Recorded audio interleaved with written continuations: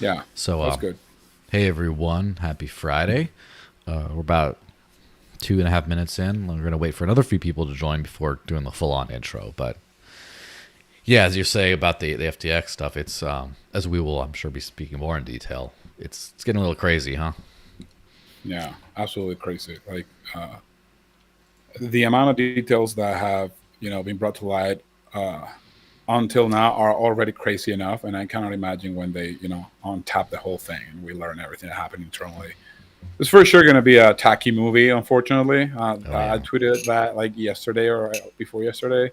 Just like the dude is probably not going to face too many consequences, and then he's going to be touring the world, Wolf of Wall Street style, which is Yeah. unfortunate. But oh Except at least the Wolf of Wall Street got taken down and then yeah, had to make a deal. And then he started becoming the celebrity kind of person. In this case, I yeah, think they're trying to move him right to that, and it is very. I mean, I like. I can't say I think this is a good thing at all, like the crash and stuff like that. But it is. I'm loving watching the interesting times we're in, and it's absolutely. crazy to see just how, at least maybe in my bubble, but like the conservative, like right wing bubble, also libertarians, also normies, a lot of just everyone, and of course the crypto space, all being like, what the hell, these crazy criminals. And at the same time, then you see like the legacy media pushing out stuff that's completely crazy puff pieces and stuff. And it's Yeah, funny to see like this is one of the most interesting times because the powers, right? The world governments, the largest institutions in the world, the largest the ruling media, the ruling elites are now the minority in a weird way. And it's like that's how you know there's going to be a flip at some point because like I mentioned before, the largest media personality in the world, Joe Rogan, is somehow a crazy fringe person. And so is the richest man in the world, who's also one of the most famous people in the world. He's also like a crazy fringe person. And it's like, insane, huh? that's how we know it. We're like, whether you like it or not, I mean, I think it's a welcome change, but like, whether Absolutely is. you like it, it's very interesting to be alive at a time such as now. It is an interesting time, and I'm happy to see the legacy media and all the legacy systems, slowly Hmm. falling apart. They still hold a lot of power, but they don't hold nearly as much influence in people's heads as they used to. And the Sam from FTX, I believe it was New York Times, right? Says Hmm. such gaslighting, like such bullshit. How his empire collapsed. Uh, how did they say it? It was something I believe it was New York Times, right? Says such Hmm. gaslighting, like such empires collapsing, something like that. It's like, bro, seriously. Yeah, and now everyone is kind of acknowledging that and just seeing like, what the hell is this? So it just it's very strange to see people living in different worlds. But I mean, I'm kind of yeah. There's a lot more we could say on the FTX thing. We do have a few people watching now. Might as well actually get the show started because otherwise some Cool. people will complain. And as I say every time, when I put out the audio only version of this, I always chop it off, chop all this part off because I have had people complain about chat. It's like, come on, this is good stuff. This is the bonus content. You hate the bonus content? All right, let me hit the Put intro it and we're behind a going. paywall. Yep. Cool.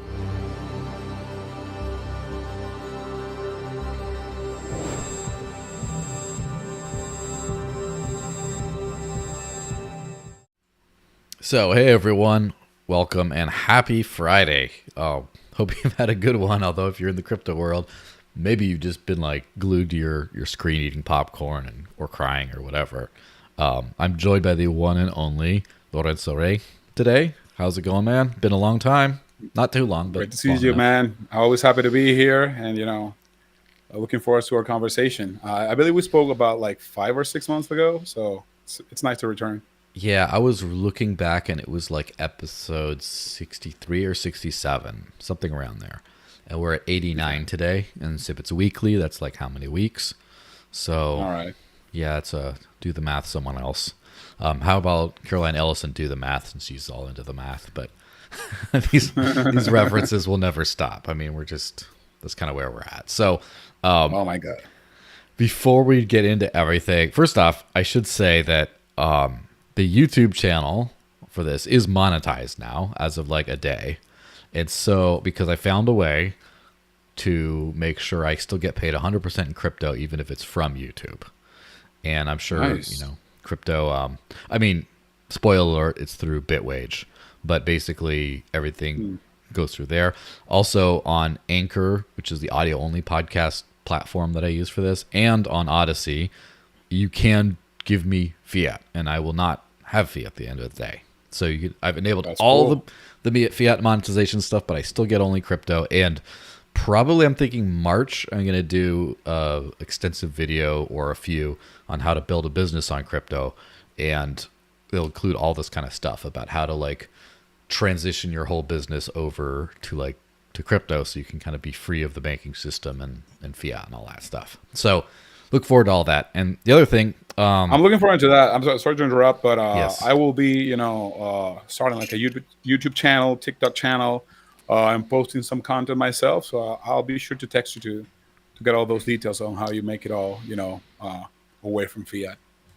yeah, absolutely. We'll be chatting together about a lot of stuff. And I don't know if you know Esteban Valdez. He's a hardcore Bitcoiner who joined around 2019, 2020, and he's in the animation business, and so Okay.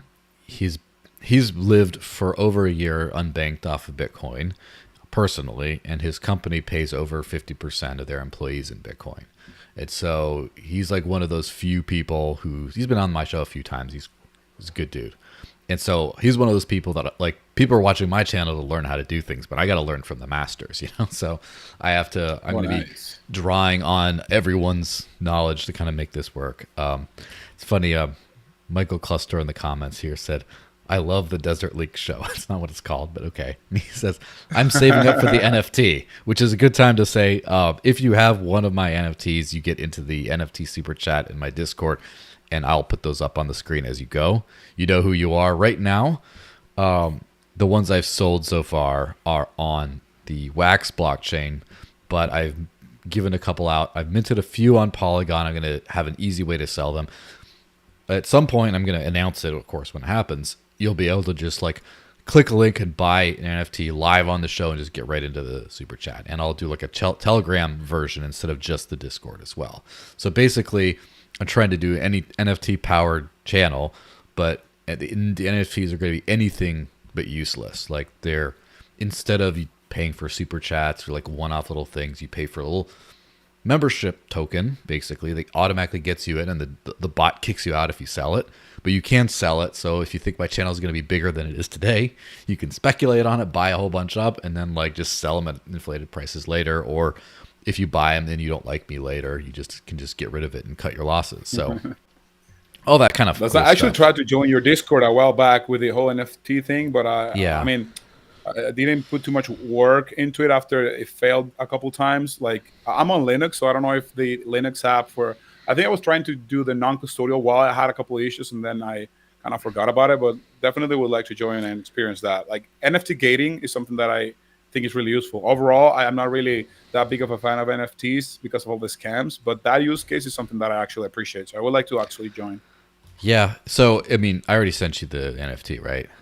So Yeah, if you I think want, and we'll figure this out, of course, off air, but you can burn it, and I can mint you one on Polygon instead. So you can just use MetaMask, and it's a lot easier. It'll be mostly that way. I mean, I'm trying both. We'll see how it might just be entirely on Polygon at some point. I have offered to like mint them on stacks and stuff like that too, if people want them, sure. But just that I have a feeling it's going to be, because of the usability of the ecosystem, it's going to be mostly one thing. All right, so we're like 12 minutes in, and we haven't talked about any of the news stuff. So before I start getting a mutiny, maybe I should hit up this thing. So, man, FTX contagion. Which companies were affected by the FTX collapse?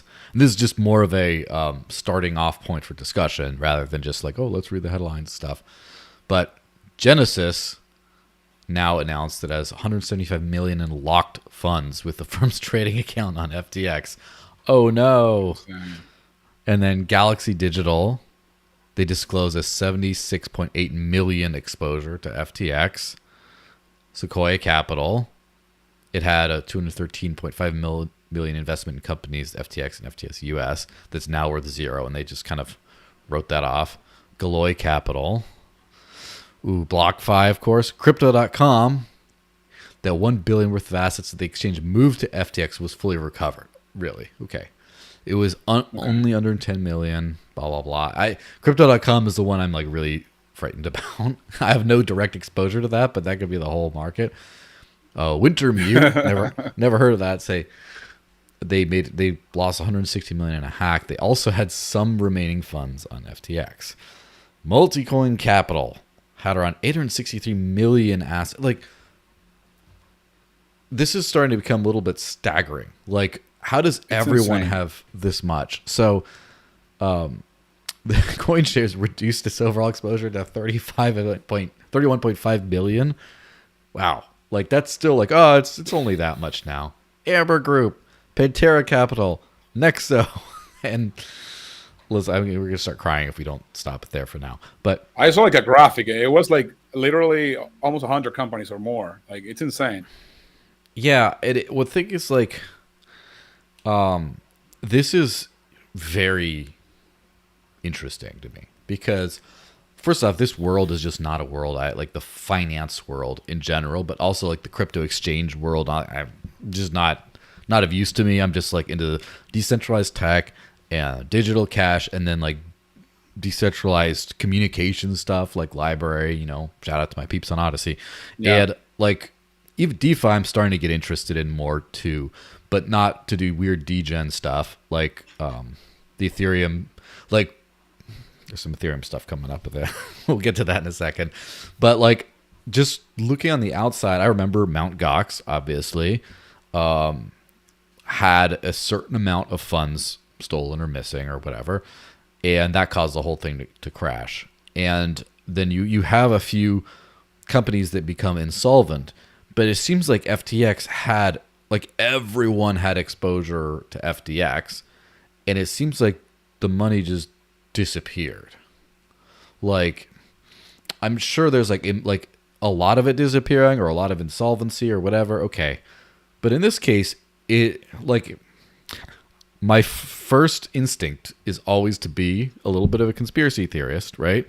And in this space, it's like very easy to do that. However, knowing that, I try to go to that as the last conclusion, right? Occam's razor, the simplest explanation, whatever. But man, I don't know. There's a lot of stuff that doesn't make sense here. Like, it's starting to look like this was a scam / laundering operation kind of from the beginning, and Binance just sort of pulled the plug on it real quick. I don't know what you think. Yeah, I have one question, which is, why did all these companies have that much money in FTX? Because it's hard for me to imagine that these are actually private companies that are, doing business and, choosing to put all these funds on FTX. Doesn't make sense to me. What makes sense to me is that FTX is printing a bunch of FTT, and they're funding these companies, giving them liquidity to, get influence over them and stuff.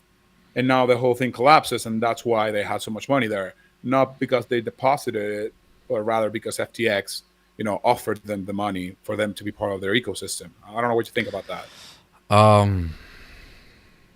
I'm not sure exactly what I think about that. So I'm sure it's like a mix. I'm sure what I'd like to do, so this is where I'm, as I said, I'm kind of more ignorant on that part of the space than like a lot of things. But what I'd like to do is see what would companies' exposure like this be to Binance? Like, do they have significant amounts on Binance as well? If they don't, then it's definitely sketchy. I don't think they are. That's precisely my point. I really don't think they are that exposed to Binance. Yeah, so there's a little bit of a combination here, right? Some of this is I'm sure like diversification, because rather than just expose themselves to a hack where they lose everything, they just want it on, like everyone's kind of has money on each other's exchanges a little bit. I'm sure there's a little bit of that. And obviously arbitrage, definitely. All the other stuff. And then also there might have been some sort of I'm sure what happened was, so as far as like FTX is granting assets to people that didn't exist, I don't think that that's what happened. I think that it would be more FTX made them an offer they couldn't refuse, and then they put their money on. It's just like, well, the staking rewards are too high. That makes sense. Yeah. And then people jump on. But yeah, this is rates and stuff. If you trade on our platform, we'll give you this discounts and these rates and stuff. That makes sense as well. Yeah, and the crazy thing about this is stuff like Bitcoin, right? Like it crashed clearly because there was a lot of like exposure. A lot of people thought they had and they didn't, and a lot of people had to liquidate in order. Like, of course, but like Bitcoin as a whole is going to be okay after FTX, right?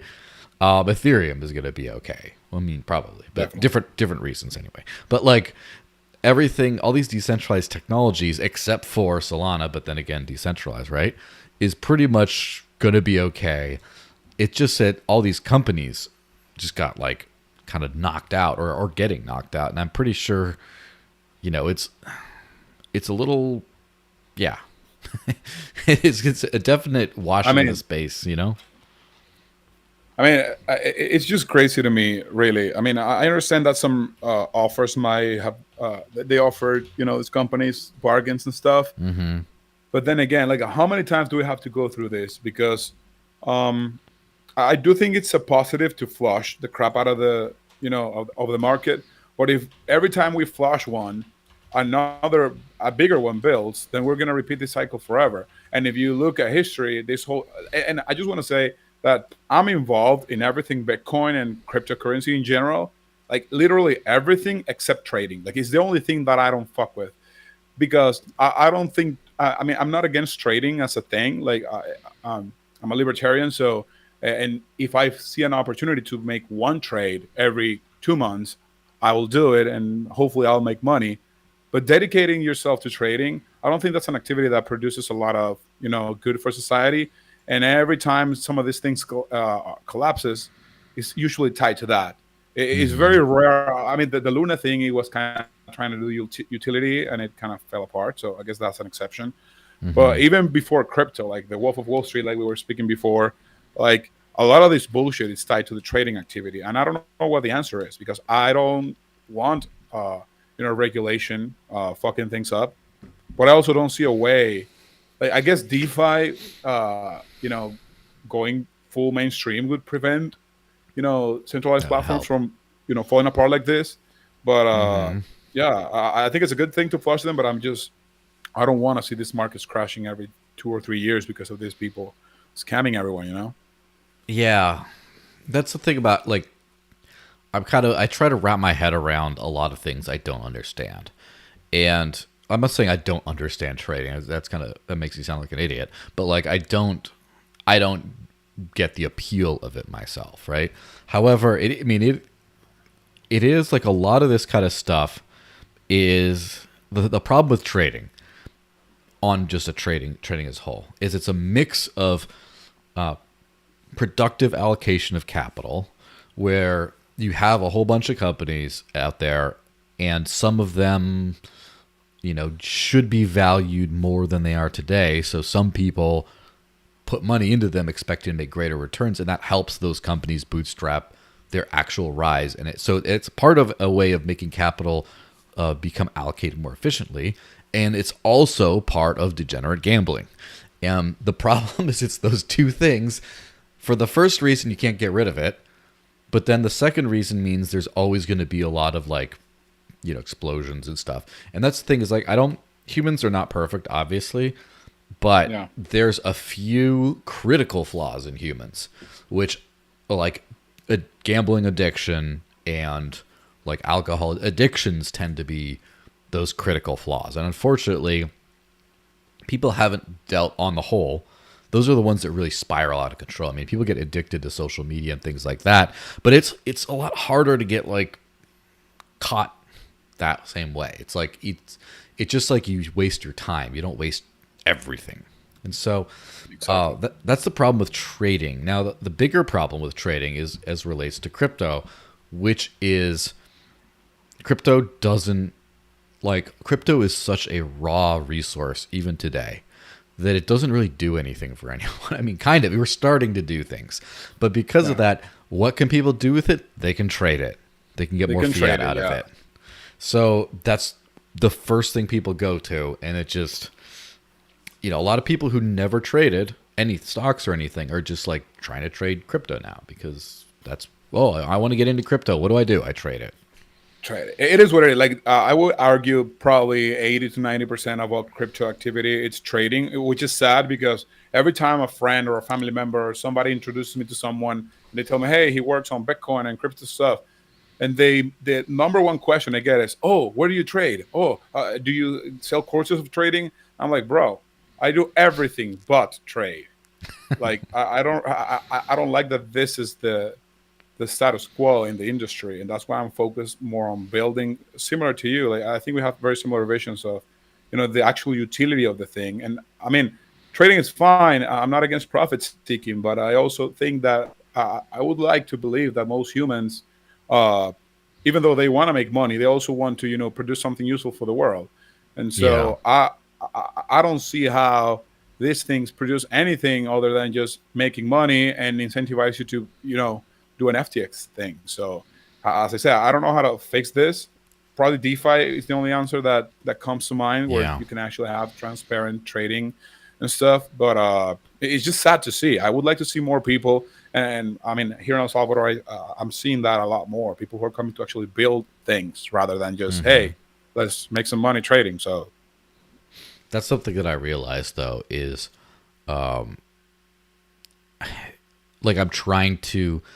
I got into crypto for very ideological reasons. And I guess I'm still in it for those ideological reasons, even though I see the potential attack and all this other kind of stuff. I'm here for the future, but it's ideological. And it's taken me a while to bend my head back around to the normie, to where, what does this do for people?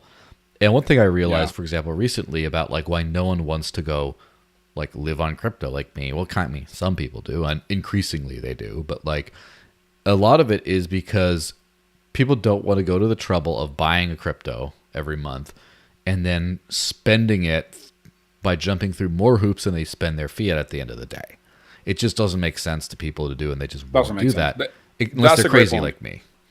But what they do want to make money, and making money has been. Which it sounds like I'm like. Did you know people want to make money? Sounds like but this is how stupid I was, right? That I didn't understand. I don't know if you remember the early days of Bitcoin, but everyone got into mining. Everyone was like, I'm mining on my computer here. I'm mining there. I'm mining there. Everyone was just getting in. They wanted returns. And then one thing that I kind of had to come to terms with in the last year or so is the entire Dash spike in 2017 was almost entirely a masternode boom. People are like, oh, you mean I get to buy this? I get this. I get staking. And then you get yield and stuff. Yeah. ICOs, all about making money. DeFi, all about making money. NFTs are a little squishier, but they're still mostly about making money. Either people speculate on them, right? They think they're going to be huge, so they trade them. Because NFTs are kind of one of the more boring, interesting, useful, but more boring parts of the technology, but they're being used oh, look, I got this special rare ape thing. I'm going to trade it for higher. And then creators are getting into that, and they're selling their NFTs in finding ways of monetizing their content and their output in ways that they couldn't before. But it's still all about new ways of making money. What happens when you have the money you make? Then you'll spend it. Then you'll actually use it. And then even Bitcoin, right? Bitcoin mining, and then things cooled off. But then it became this whole meme of sound money and the laser eyes and stacking sats and all that kind of making more money, have fun staying poor, all those the dumb maxi memes, right? It's all still it's true. all about People making went in money. to make And money. I understand why people want to make money. That's fine. But for me, maybe I'm just naive, but I remember the Hmm. first two times I've heard of Bitcoin. The first time I heard of it was like early 2013. I was still in college. I was in electronics laboratory, and there's this guy next to me, and he's doing some stuff in the computer, and I'm like, "What's that?" "Oh, I'm just trading Bitcoin." And I'm like, "What's Bitcoin?" "Oh, it's this thing where you can make money. It's a digital coin you buy and sell." I was like, "Oh, whatever. This is just gambling bullshit." I didn't even pay attention to it. And Hmm. then the second time I heard of it was through mining, like in 2014. No, we Hmm. put these things and we make money. I was like, oh, this is the gambling thing the other guy told me last year. I didn't pay attention to it. It took me all the way to 2016 when our financial system in Venezuela was collapsing to the ground, where the necessity for alternatives is what actually drove me back to Bitcoin. And now I was interested. So my interest was always, I don't say I want to say philosophical because even though I have always been a libertarian type of person, I wasn't not too into the theory. Like I got first into Bitcoin, and that drove Yeah. me to libertarianism. So, but that was it for me. I heard of it two times in a money-seeking way, and didn't pay attention to it. I paid attention to it when it was actually needed for me to do something useful. So I don't know. Maybe I'm just a rare type, but Yes. I would like to have hopes that more people were like that. Yeah, I mean, I'm pretty sure I heard about Bitcoin somewhere in 2012. My first tweet about it was early 2013 when I wrote an article about it and I tweeted that out. And it wasn't until I got somewhere in September of that year that it was like, oh, this is cool. This is real money. It's like gold, but like it works. So for me, it was very much the same way. But I think that's why we're more like on the builder side of things rather than just the Yeah. end consumer. Because the average person, even if they conceptually get it, they don't change their behaviors. And like we always talk about, like in the payments industry, about like switching incentives and stuff. You need to offer a switching incentive, like PayPal giving people free money to get them to switch, and then they're kind of hooked. Yeah. And so making money is kind of the switching incentive, but like you once you get there, you got to get them into, you know, other things. But unfortunately, so the crypto space, a lot of the reason why people are in crypto and they gravitate towards the casino element is because it's so hard to make money without working anywhere else, Yeah. really. It's like your savings account. It's just like, well, let's invest in real estate, but you have to be really like high. You can't just buy a house and then sell it a few years later. You have to be knowledgeable. You have to have access to this capital. You have to understand interest rates and everything. You can't just invest. And you just do something like basic stock portfolio and just get like pennies. Like people don't have options, so they're flooding to the unrestricted option of gain, which is crypto. They're going right there, and it's because crypto makes a lot of other things better, but it makes that really better and or really like easier. And so I think that as the market starts to cool off, people are just not going to have ways of making money by just like doing the quick buck thing. They're going to have to. It's going to have to be a little bit slower, but they're still gonna chase after it at some point. And so the Yeah. slowing down of the markets and obviously the innovation of technologies is kind of good. And it kind of reminds me of like the Bitcoin.com wallet. I don't know if you used that one before, but Yeah, I've it's used it a lot. I think I still have. I still use it from time to time. They added Ethereum and a bunch of other stuff. yeah.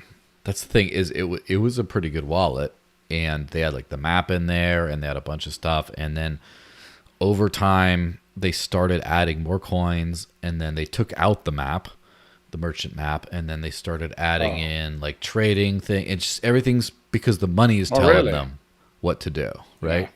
It's so it's kind of sad because you need to pay the bills, but you need to like kind of do this. And I hope that the FTX thing shakes a lot of people out where companies say no to some extra profit because they're like, I got to do due diligence. Like there's people like Coinbase and Kraken and that I guess Binance as well, but Binance is a special animal that it just kind of took things a little slower, a little bit more reasonable and kind of have had to work really hard to maintain their market share because they didn't do the fast and loose. You have the like Voyager was going to be the crypto the Coinbase replacement.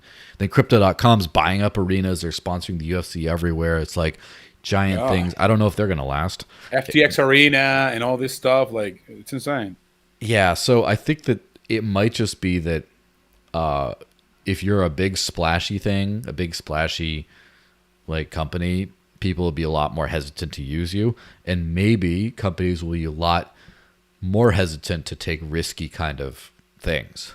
And like, for example, my only personal story of, this kind of stuff was I kept everything pretty squeaky clean, and didn't do as well as most people because of that over the years, right?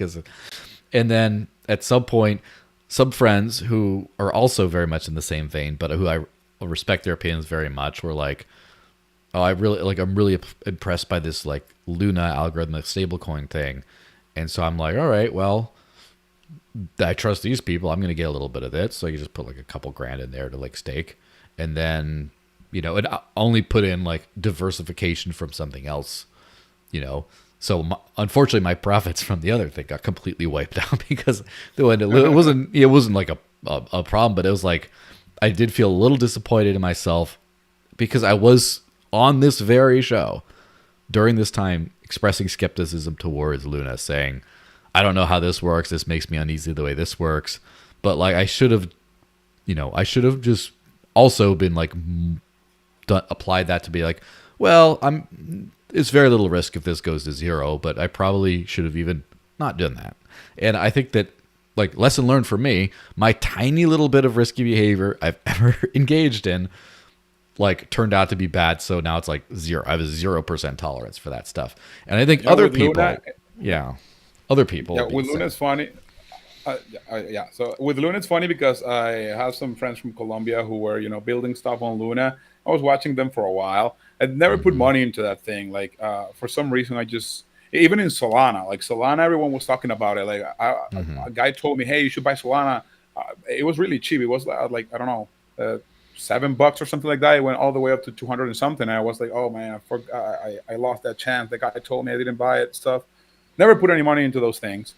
But then with Luna, I made this fuck up where as it was crashing down, I had this sense of, hey, if it recovers, I'm gonna make a lot of money. So I took one full Ethereum and I converted it to Luna, and they went to zero. So I just threw one Ethereum to the trash. So yeah, I'm definitely just focused on building. I'm not investing in weird coins and stuff. Like there are a few projects that I believe in. If I see something of value, I might get into it. But at this point, like 99% of the stuff is just crap, man.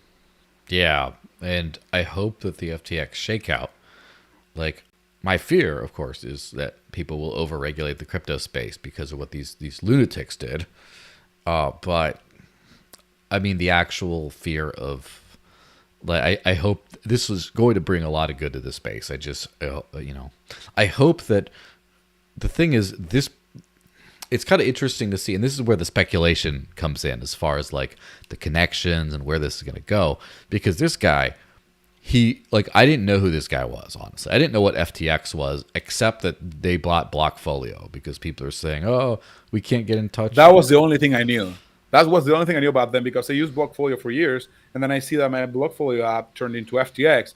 And my thought was, hey, Blockfolio changed their name to FTX. I didn't even know about that. It was last year that I heard, hey, this Sam who? I don't even know who he is. Like, I learned about this guy through this crash. Mm-hmm. Yeah, the same thing. I heard about him. I can't remember if I even knew who he was before, like, the Eric Voorhees debate stuff, before he came out as this jerk without regulation. I'm like, screw this guy. And then Voorhees fought with him, and then the crash happened, and now he's like this celebrity. And it's crazy to see that he was behind all this regulatory push. They're still trying to push his regulatory stuff, but then at the same time, like, they're trying to find a way to paint him and his girlfriend as, like, ambitious and stuff instead of just like thieves. And, so much bullshit, man. And it's crazy because elementary math, no stop losses. Come on, bro. Yeah. I wonder if part of this is because he was so well connected, like he gave money to all the right people politically. That's what it is. I think his whole thing was that he was so connected to the Matrix that they propped him up. He was the guy. He was the, I don't know, Agent Smith, he was fully plugged into the Matrix. And so and he did all the red. I tweeted just jokingly, I would but say he had he's all more the of a red flags, cipher, you know? right? He's more of a cipher, Yeah. right? The trader guy.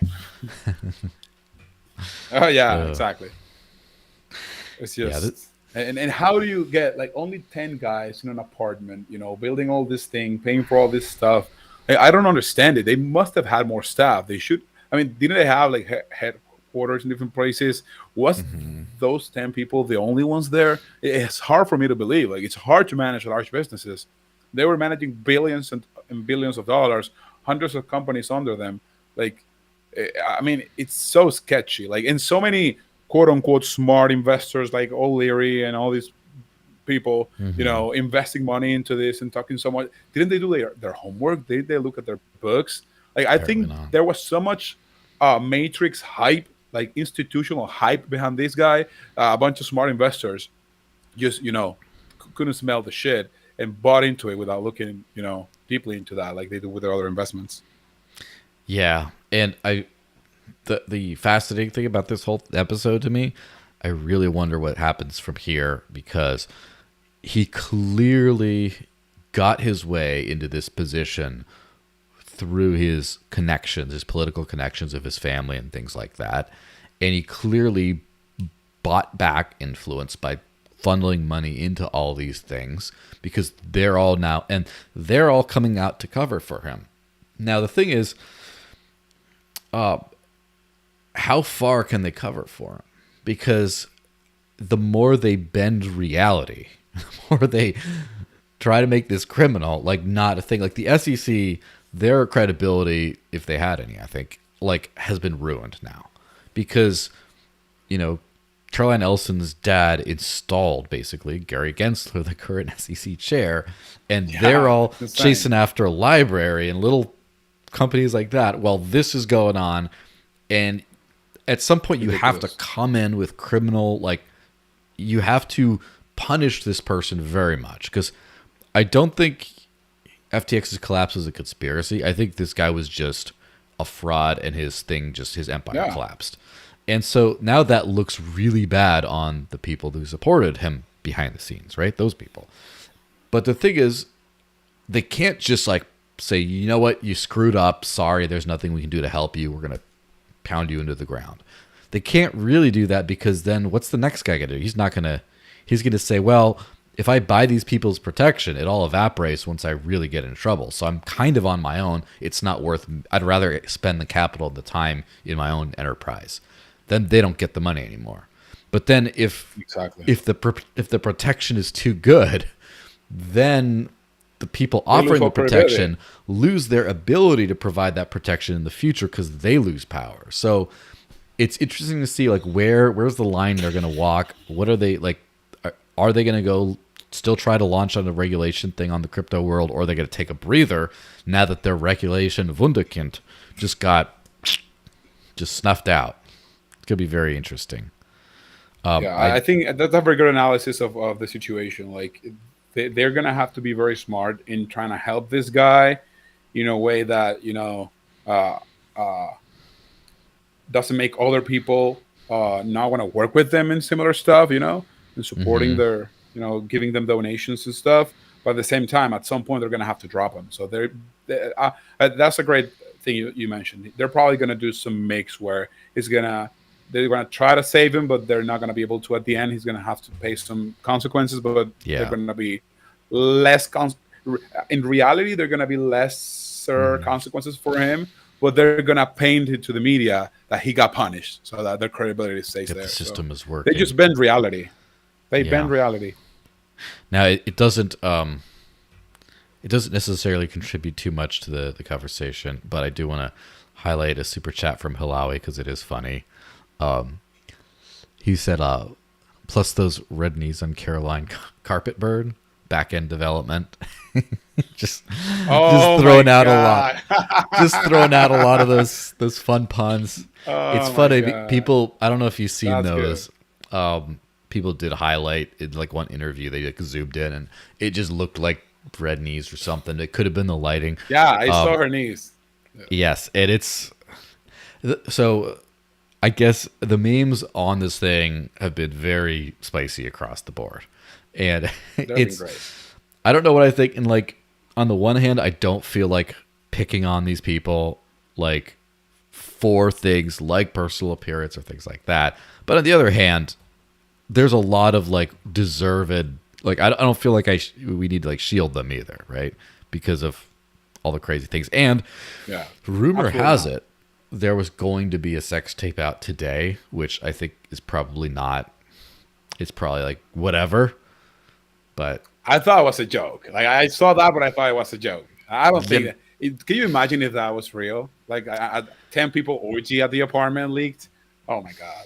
well, people have already been doing photoshops to make it look like a scene from there and stuff, like trying to make it look kind of convincing. It's so it's just Yeah, it's such a thing is there's just so many rumors, and I think that this is such a crazy situation that people will not only focus on the actual situation, they're also going to focus on drama. So the drama of the whole thing, it'll become a spectacle, and all the other kind of stuff. Let's switch to another fun subject, which is Ether staking withdrawal schedule removal faces harsh criticism. Oof. So, basically, to kind of summarize this whole thing, from my understanding, when ETH 2.0 was launched, they allowed people to stake, right? It's proof of stake. They allowed people to stake their coins. However, I don't think that they've written the withdrawal code yet. They haven't figured out how to process withdrawals. And understandable that not everything happens. Rome isn't built in a day, but it's at the same time, I would never put money into something where you can't get it out because you just trust that they'll get it out later.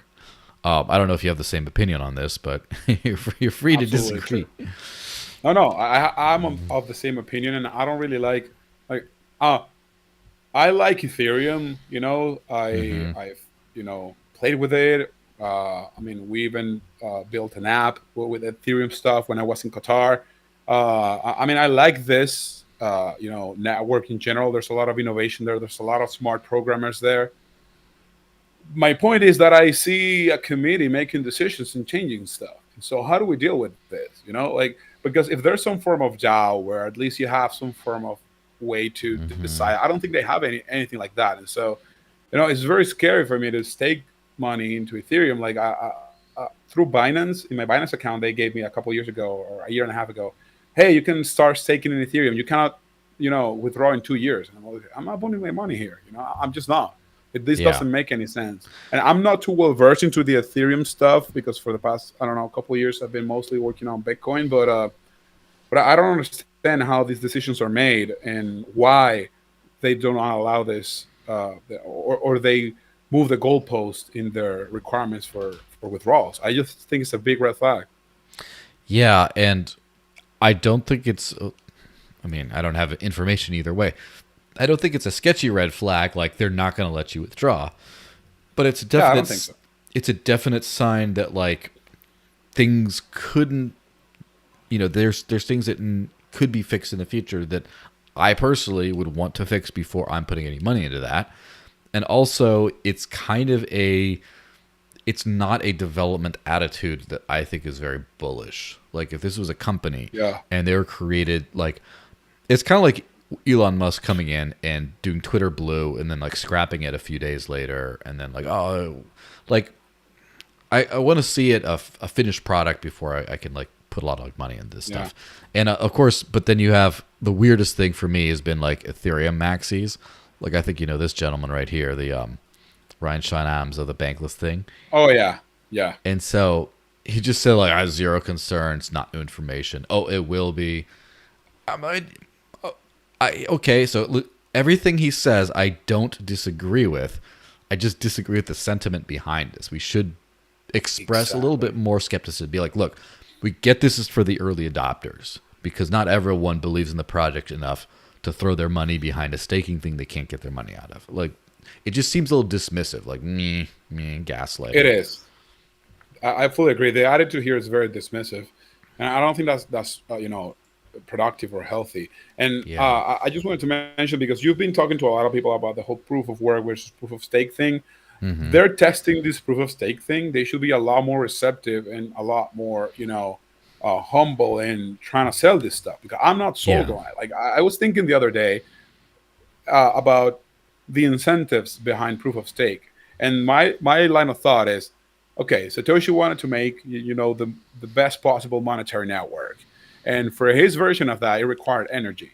Now, on top of that, you want to improve on it. Your line of thought should be, hey, how do we make a better, monetary network? But what I see from a lot of the proof of stake community is not that. Is, hey, how do we stop wasting energy to save the planet?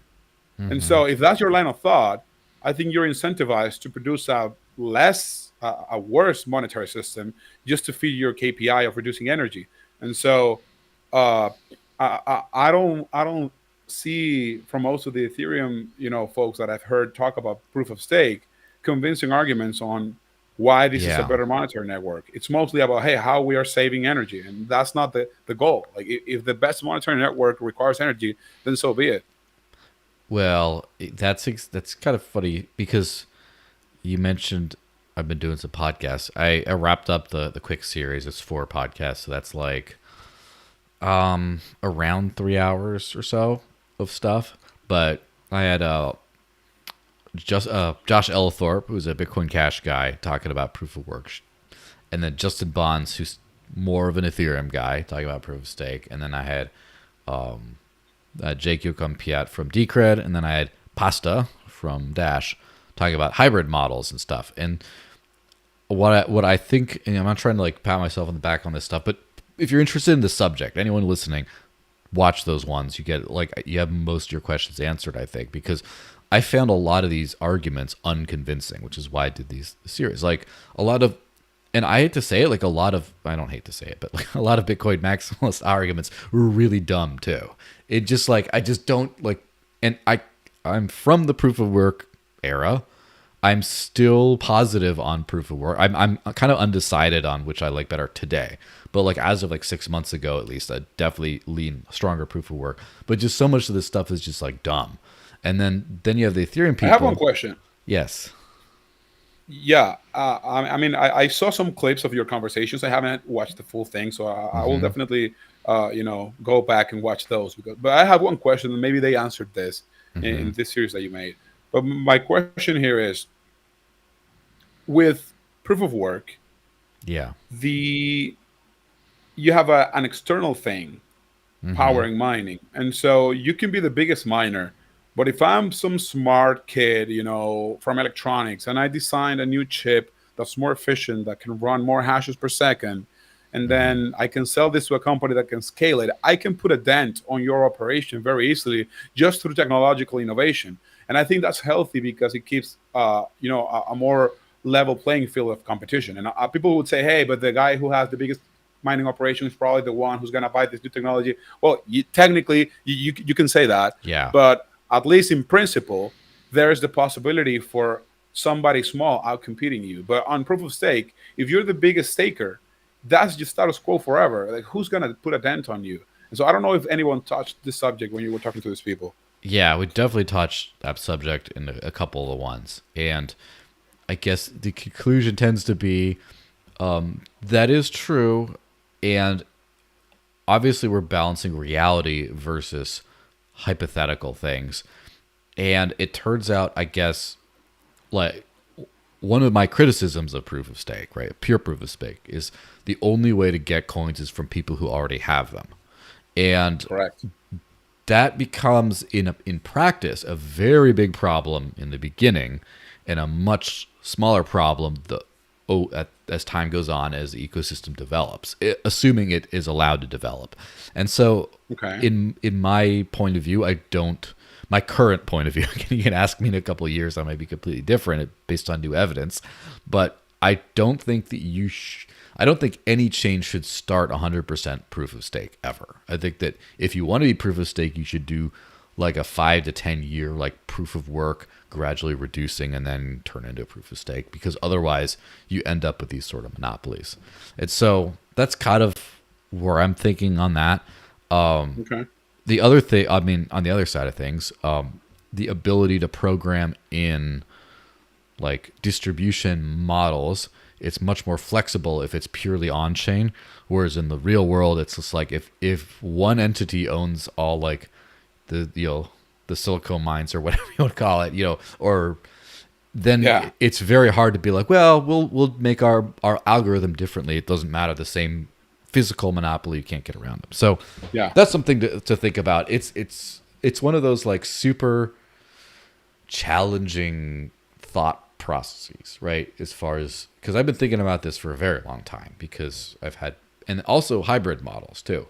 I think that right now, I think hybrid models are probably the safest bet. But even then, I'm like, they're definitely the safest bet. But at some point, I think it makes sense to be close to one or close to the other, kind of a thing. And that's another thing, which, by the way, this is another like hour-long conversation point I'm just going to casually drop out there and then not address, is I think at some point with Bitcoin, with a lot of economic activity going off-chain, they're into capital centers where like Bitcoin is required to do stuff like run Lightning nodes. There needs to be there should be some sort of a way to have that contribute to the network security. But that's another again, I hope you can focus on the rest of the conversation, because that's another explosion of all kinds of things. One more ETH story type thing on this. Ether staking yields jump up to 25%, all-time high since merge. Just staking Ether on Lido is paying out 10% annualized, which, kind of high but reasonable. While more elaborate move bumps yield to up to 25%. And so basically, I can't remember exactly where in the article it is, but recently the liquidity staking protocol, they've had to blah, blah, blah. Basically what's happening is people are using their staked ETH to then use that to do like provide liquidity or act as collateral for loans and things on other protocols. So they're kind of double dipping on their ETH. And this kind of stuff reminds me a little bit of the beginning days of the DeFi boom, where everyone had like their sushi swap tokens that were collateralized in here and pledged in there and making like so much yield, but then it all goes away and like all this stuff. Here's the thing, and this is one of those things that reminds me of trading, right? Where trading, it's kind of a problem. There's some problems with so much trading, but I don't know what to do about it, or if you can do anything about it. The same thing applies to this DeFi stuff, where first off, I do think people should be able to do whatever they want. If there's a protocol that will pay them back on this and that, sure, go for it. The problem is what happens when the majority or a giant chunk of Ethereum's security, right, their staking stuff, is also tied up in these kind of like cascading loans and things like that, where if something happens, there's a flash crash, it could like liquidate most of the security. It's a house of cards, man. It's a house of cards, and I don't like it at all. Like, I mean, I understand that there are going to be layers of staking because you need, I think it's 32 ETH, right, to actually stake on your own. So you're going to pull things, and people are going to, give you a centralized platform where you give them your Ethereum. They say they're staking it, but maybe they're just trading it and trying to, or loaning it. I mean, it's just very sketchy. And like you said, I don't know what to do about it because I don't like regulating, this kind of stuff. But at the same time, I think probably we should do be very loud about warning people about getting into this kind of things, because it's just a house of cards. I don't see that playing well, at all, really. Yeah. Do you remember Stakehound? Does that name ring a bell? Stake what? Stakehound, like dog. Stakehound? No. It was a company that was briefly, I guess, a part of the Dash ecosystem, because they had a product called ST Dash. There was an Ethereum token where if you deposited Dash, they would run masternodes, like actual Dash masternodes, and you'd get the masternode returns into your synthetic ST Dash, but then you could use that token and move it and participate in like DeFi protocols and stuff like that. And it was kind of cool. That's interesting. But I mean, the I guess the good part about that is it was KYC and custodial, and obviously that. So people who were getting in, who are letting go of their money, knew they were letting go of their money. However, I believe they had some sort of a hack and had some issues and had to just completely shut down. So that got like whacked. But it was starting to get into that domain. And so like, how long ago was this, out? A year ago, maybe a year and a half ago. Okay. It was not part of the recent anything. It was like during the whole DeFi boom. So it was like, I think it was on the way up of the bull market. So yeah, it just, all this kind of stuff. The thing is, like, I think people absolutely should be able to do whatever kind of degenerate House of Cards nonsense they want to do. The problem is, I wonder what you got to do as far as like a core protocol thing, because if you're like, it's like if you're providing security for the network, I kind of think that should be your only job. As far as, or I feel like the money's only job is there, because otherwise it's not security, right? Because otherwise it's pretty much like cheating, because it is, because you're trying to, and by the way, I think that in decentralized protocols, cheating doesn't exist. It's just playing by the rules and it works. But that means you need to redesign the system so this isn't possible, because the entire reason staking pays you is because you're putting up money to make sure no one attacks the network. And if you're getting paid for that, that's good. If you put a bunch of stuff all over the place that are contingent on that, if you have a bunch of contingencies built up, then you're no longer providing security for the network. You're no longer being paid to compensate you for your lost opportunity cost of capital, and then you shouldn't be able to do that. They should figure out some way to not make that happen. Of course, if you are staking to support the network and you're only doing one thing as far as staking, but you took out a bunch of like personal loans at your bank account or whatever, and you bought a bunch of ETH to then stake, and then you become bankrupt and they have to liquidate that at some point, that's at least a personal risk, right? That's a different thing. At least the money is doing what it should be doing, and then circumstances change that. It's not part of this cascaded thing, because then all you have to do if you want to attack Ethereum, you just have to figure out a way of like, oh, everyone's pledging over here. Let's find a way to disrupt that, and then it all comes down. It all comes down. I mean, like you said, I don't think there's. I don't know what to do about it, because I don't want to get the government involved. But what I do think we should do, and this is actually a general statement, because when you talk about things that you agree or disagree with, or if you're pro something or anti something, in the normie world, if I'm anti something, that means I want the government to ban it, Yeah, of course. And so whenever I'm talking against something, people immediately react in a way that, that's triggered, because in the back of their mind, I'm advocating for banning that. And that's not what I'm doing. But what I'm saying is, hey, I'm okay with you doing this degen stuff. Like, I'm not going to go after you with the government.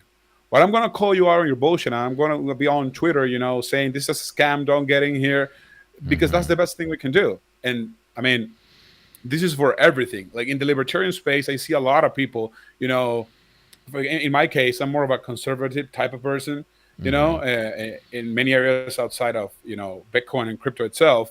And so people think that I'm not a libertarian because I'm against this degenerate activity or something. And no, I'm fine. If you want to do that, fine.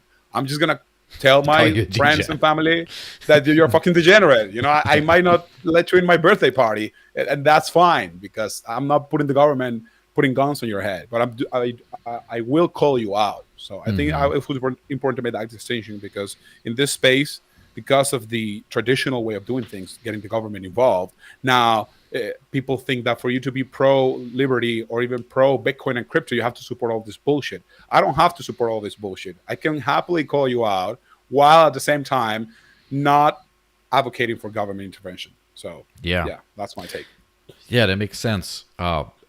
also a lot of the result of a lot of these things is just I don't trust the security model, right?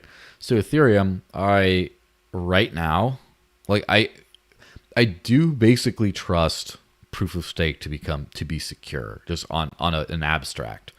But in Ethereum's case, first off, when there's no withdrawal code yet, that no, just absolutely not. I'm not trusting that.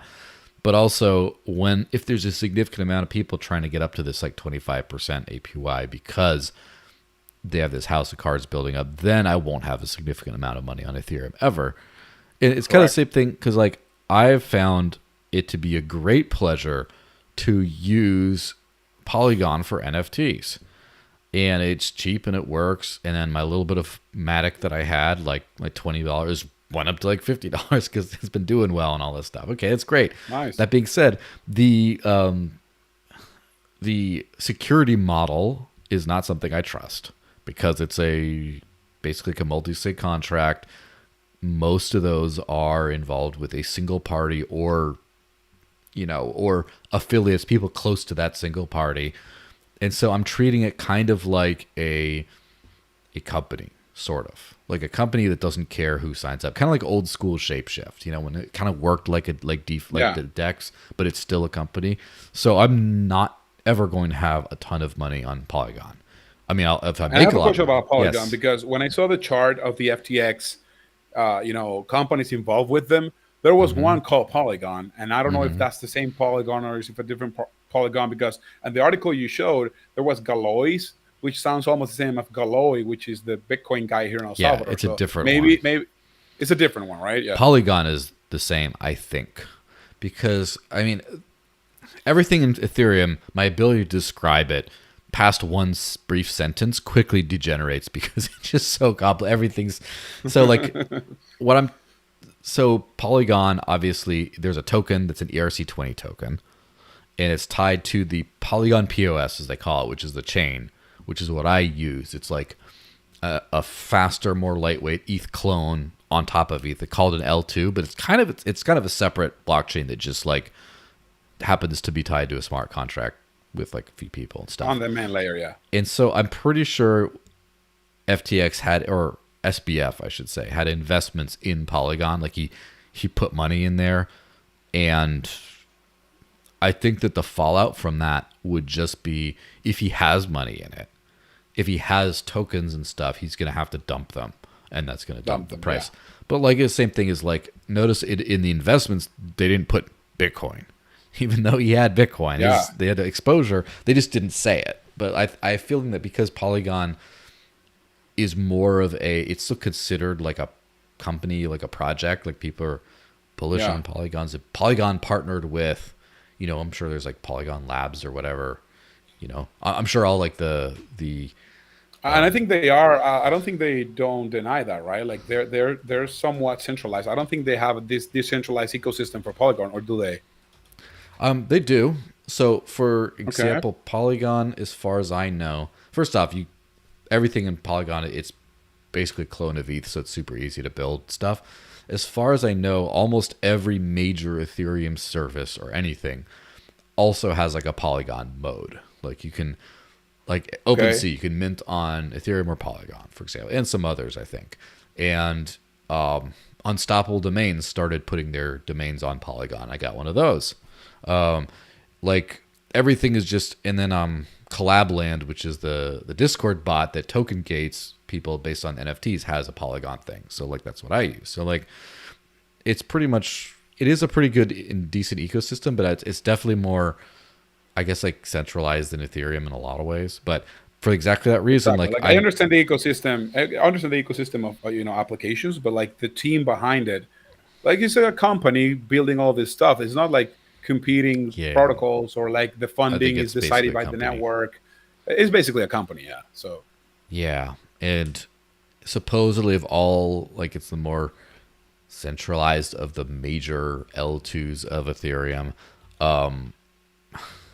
But that's what I'm saying is like it's a buyer beware thing. I'm using it like it's kind of like being like an Edge wallet maximalist or whatever. I'm just using Edge and I have all my money on it. And if they screw it up, like, I guess I can't use Edge anymore. But like I'm not trusting my life savings to, something like that, and something that I don't really, understand fully. But Polygon is third right now as far as total fees generated for crypto networks. The top is, of course, Ethereum with like 2.6 million per day. And then second, of course, is Binance Smart Chain at 495. Bitcoin's barely behind at 591,000. And then Polygon's the big drop off at 39,000 a day. But other than that, nothing is generating on-chain fees, really. So that's kind of interesting. If you scroll all the way down to like Litecoin is like $995 a day of fees, and Bitcoin Cash is $55, and like that's just how little blockchain fees are being done. And that's the thing, is like we're still the bootstrap stage, but like even Bitcoin, Big Daddy Bitcoin, at 600 grand a day about in fees for the entire network. Before inflation runs out, that has to go way up probably, or some other things have to be explored. But that's that is a good conversation that I think is going to be a tough conversation long term, because obviously a lot of the transactions going to Lightning and the block size staying the same, to some extent limits the amount of fees that can be generated on the main chain. And so as the halvings keep occurring, how do miners keep a profitable operation? Obviously the easy answer is the price has to continue to go up, so much so that it retains that. Well, the other half of the conversation is, okay, obviously the more mining power the better, but also how many mining power is actually good enough or necessary. So I think that's going to be an interesting conversation in the coming years. Yes, in the coming months, because in a few weeks, probably, I'm probably going to put out, maybe a month or so, I might put, maybe February, let's see, I might put out like a depth video on this kind of stuff, because I've been thinking about this a whole lot, and it's a very fascinating thing. And it's cool stuff. Well, speaking of Bitcoin, let's just hit on this last story and then get into kind of the whole rest thing. Nayib Bukele announces Bitcoin prescription for El Salvador. 1 Bitcoin a day. He's going to buy 1 Bitcoin a day throughout the bear market, I guess. El Salvador currently holds 2,381 Bitcoin with a total investment of about 103 million. The value of its Bitcoin investment has declined to 39.4 million in the current market conditions. So, this is one of those things where, like, the facts of the matter of what's going on in El Salvador, to a certain extent, are semi-transparent, I guess. And I'm sure you have a lot of other stuff to tell me. But, like, do people view this, to some people, this is a giant failure because they lost a ton of money? To other people, it's just like, we got in, it's great, spot the dip, and it's going to go back up, and then he's going to be here. Like, it depends on, like, the ability to buy and sell, obviously, from just a speculative standpoint, right? This could be a heroic move, or this could be a disastrous move, right? But then it's just so many more layers to this as well. So what's your hot take on just the headline part about the decision to just buy a Bitcoin today? Do you think it's irresponsible at this point to put more in there, or do you think it's like a smart move? Or I think it's a decision that he made, and he's going to continue to buy more Bitcoin. That's his bet. I happen to think it's a good bet. I think time will tell. But just comparing the two scenarios of he announcing a large purchase every few months versus DCAing, I think it's smart. I think dollar cost averaging is the best way to buy Bitcoin, or most assets that you have a long-term vision on. And so I think it's very interesting. As I said, I don't know how it's going to play out long term. I hope it plays for the best. And I'm here living in El Salvador, working on building this ecosystem. And so purely from where we were, which is sporadic, larger amounts, to DCAing, I think it's a better overall investing strategy. Yeah, I mean, everyone, I mean, the smart people always say DCA. I wouldn't know anything about that because I haven't had dollars to cost average in a long time. Yeah. But for everyone else, it seems like the smartest thing to do because it's one of those slow and stable things that people hate to do, but it's what works. Exactly. And I mean, I understand people are gonna when the price goes down. Like he lost a ton of money. The obvious answer to that is, hey, you only lose if you sell, and that's true. But then when it Do you goes have to up, sell? people exactly, and when it goes up, people are celebrating the profits. And so, I mean, I think it's fair for people to just call out when it goes down and do their negative articles, just in the same way when things go up, we all celebrate and cheer, and they have to show their foot in their mouth. So it's just part of the game. I think long term is what really matters. I do believe that long term the price of Bitcoin is going to continue to go up. And I mean, living here in El Salvador, using Bitcoin every single day and seeing so many people moving in here, companies setting place here. Most of the companies that are coming here are building stuff. Actually, we build a product. Like in my company, 20% of, I mean, every single person in my company, Alter, makes a minimum of 20% of their salary in Bitcoin. That's minimum. Obviously, there's some people who still need fiat, so I'm not prepared to make it mandatory for 100% for everybody. But I give them the option to. Like, if one of my employees wants 100% of their salary in Bitcoin, I'll pay them. We'll pay them 100% in Bitcoin. And so we build this product for our own administrative staff to make it easier for them to just add employees and put them in groups for departments and stuff and make the payments. And now we offered that to the public. It's currently only in Spanish, and there's already a few companies here in El Salvador using it. So I just wanted to, plug my product in here. It's called sueldi.com.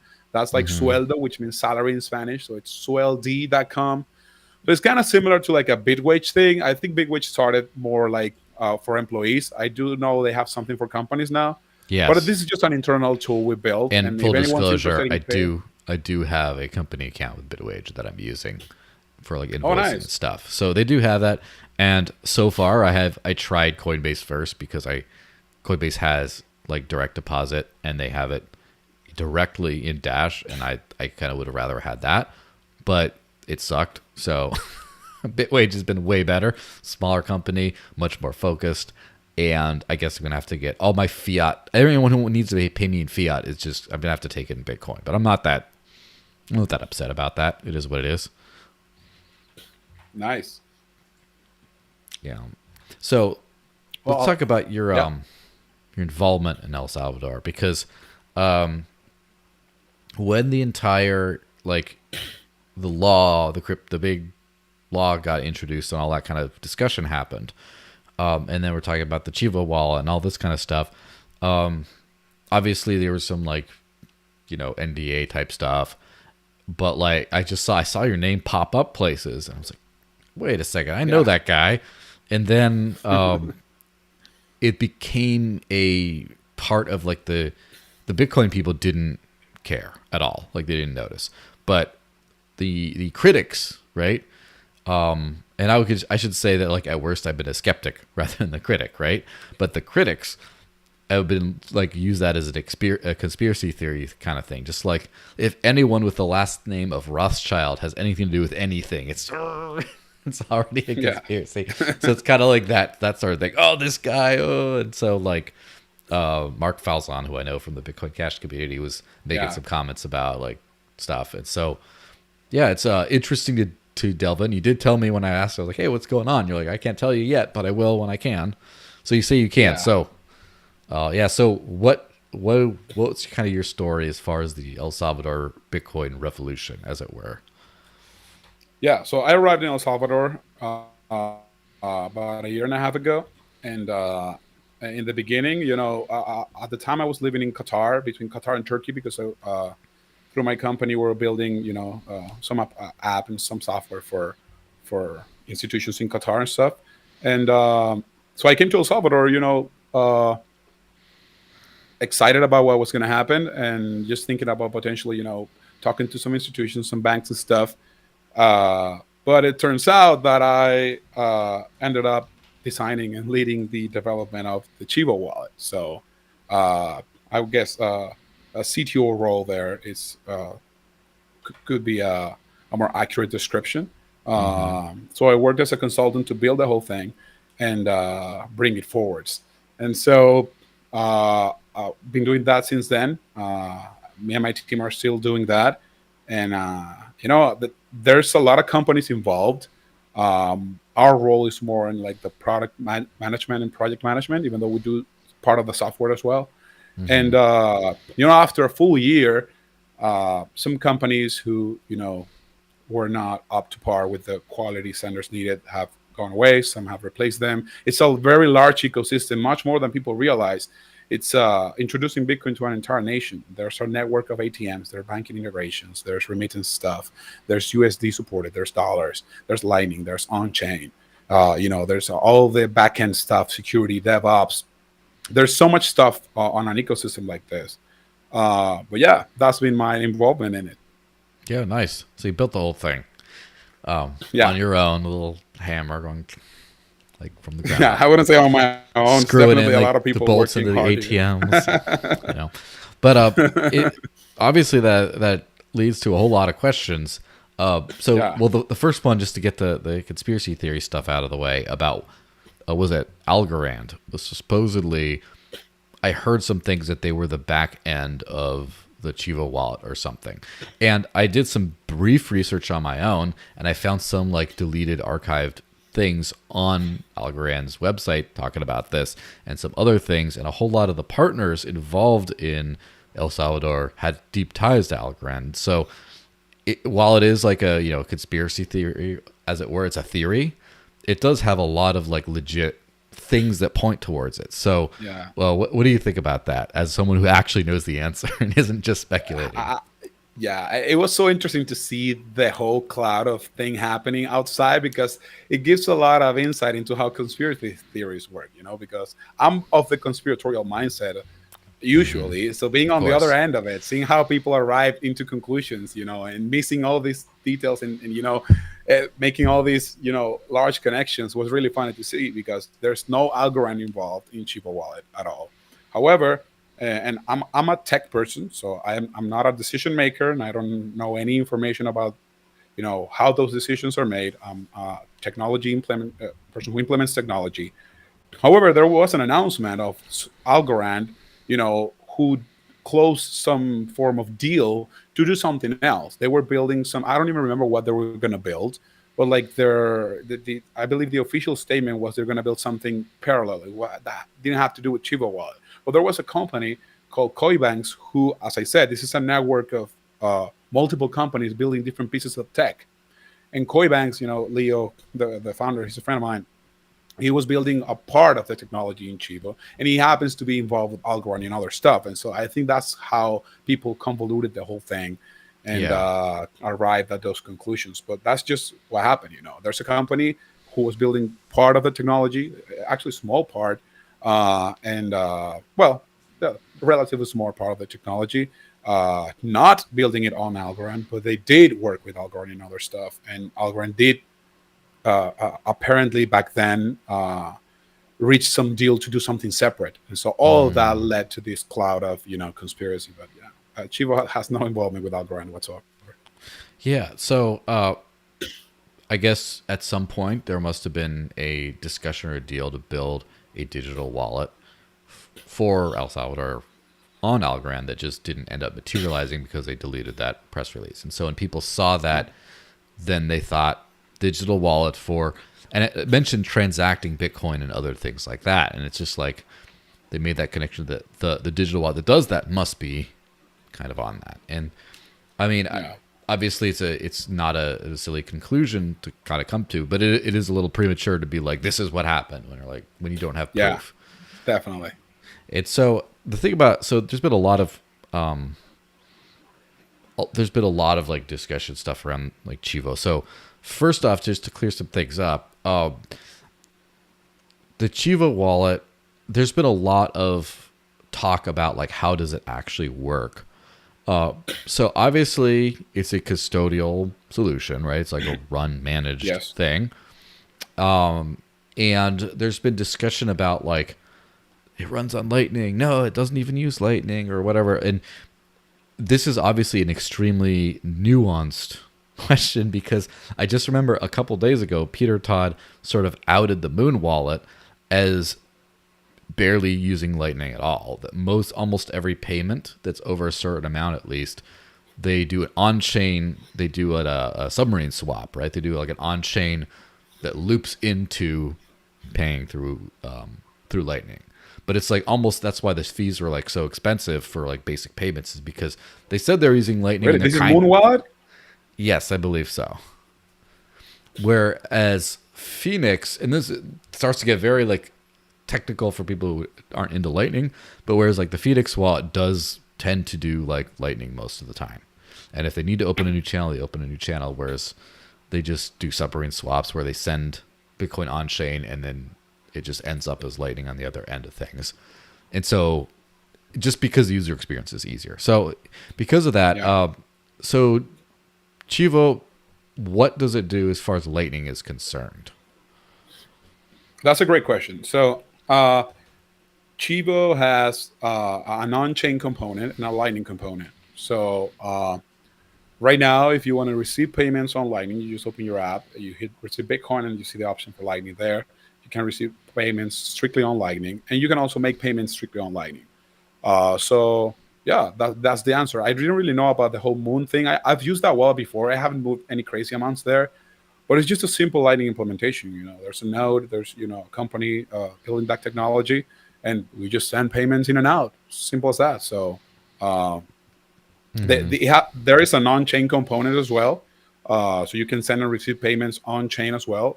But being a custodial wallet, like most centralized exchanges do, there's batching involved, and so if you're doing retail payments, I definitely recommend using Lightning if you're paying outside the Chivo ecosystem.